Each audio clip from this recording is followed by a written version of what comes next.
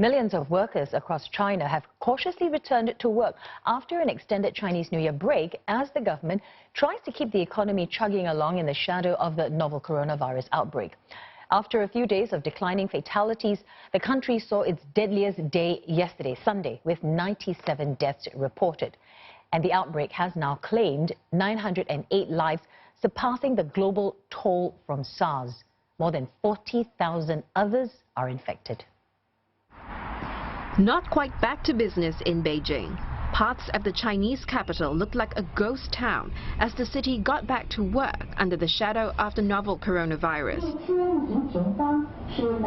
State media reported a 50% drop in train passengers as many avoided public transport.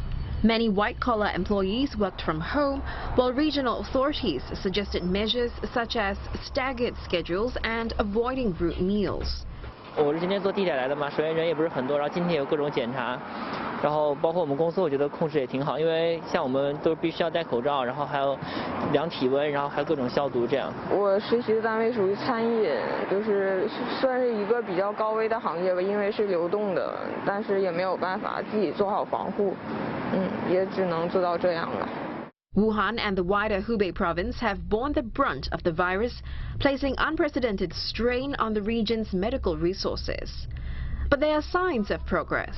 Health authorities say more than 3,200 people have been discharged from hospitals so far. The national cure rate has also climbed past 8%, up from 1.3%.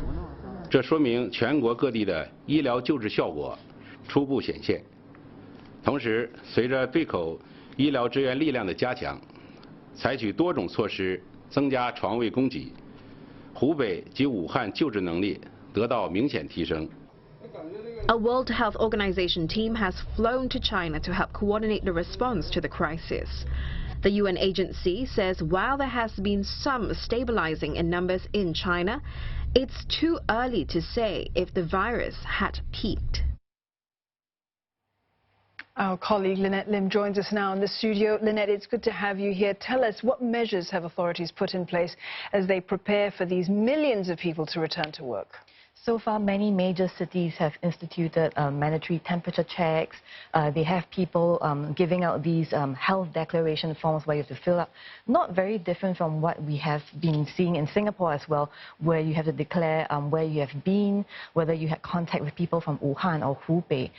So people have had to do these things. And I think the challenge is that at the local level, in your local residential compounds, the government has mandated that anyone returning should monitor your health for 14 days, and those coming from heavily affected areas like Wuhan or Hubei, it's mandatory.